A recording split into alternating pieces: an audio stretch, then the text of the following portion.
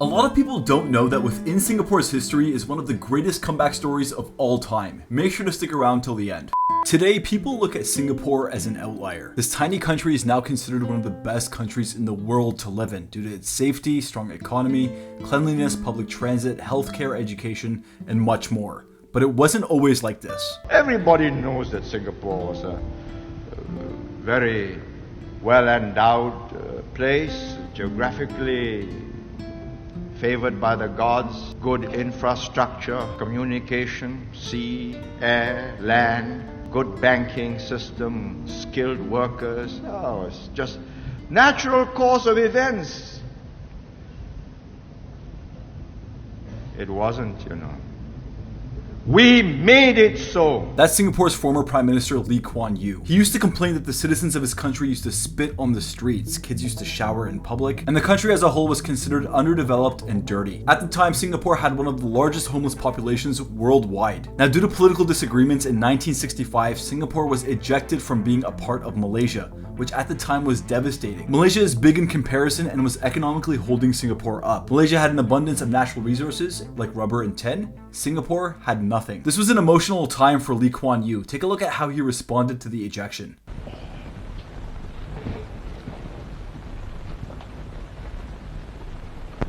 You see, the whole of my adult life,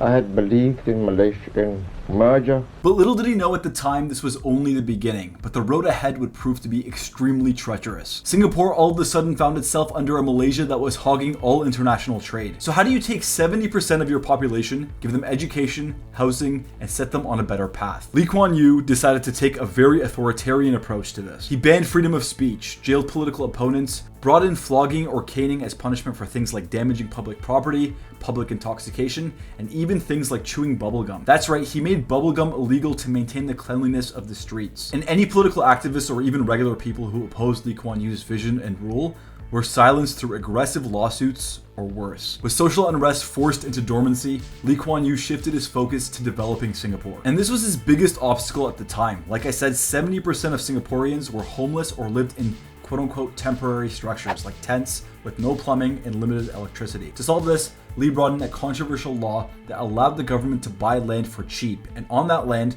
the government flooded the area with affordable housing. The state then encouraged the people to invest and buy the houses back from the government at very low rates.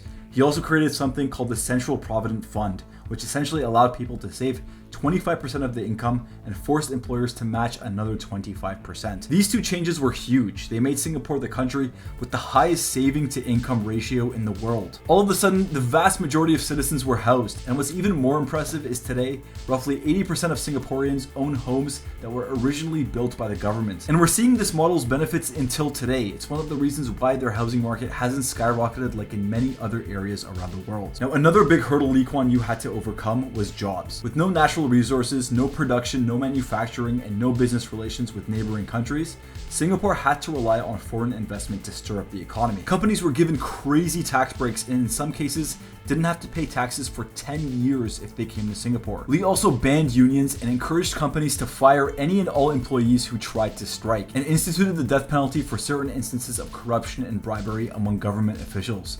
The goal was to change the attitude of the people.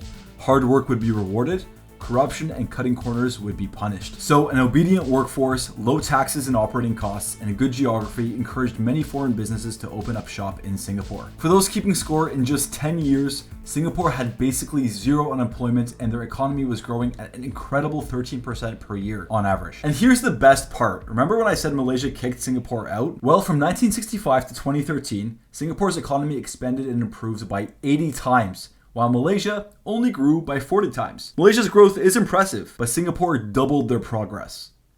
Damn. Today, Forbes lists Singapore as one of the richest countries per capita around the world. It still attracts a ton of foreign investment. Its people have world-class education, housing, healthcare, jobs, and is widely considered one of the cleanest countries in the world. Lee Kuan Yew built the country from nothing, but it did come at the cost of a lot of basic fundamental rights and freedoms that we enjoy here in the West. While the ends don't always justify the means, Singapore's efficiency and level of success in achieving those ends is undeniable. It has been a year of great and sudden change. Very few countries in the world go through the kind of climacteric we have gone through. 61 to 63 we fought for merger, to sink ourselves in the identity of a bigger whole. 63 to 65 we found ourselves gradually embroiled in something which we half suspected but never quite admitted was possible within such a multiracial situation. And in 65, with decisive suddenness, we found ourselves asunder.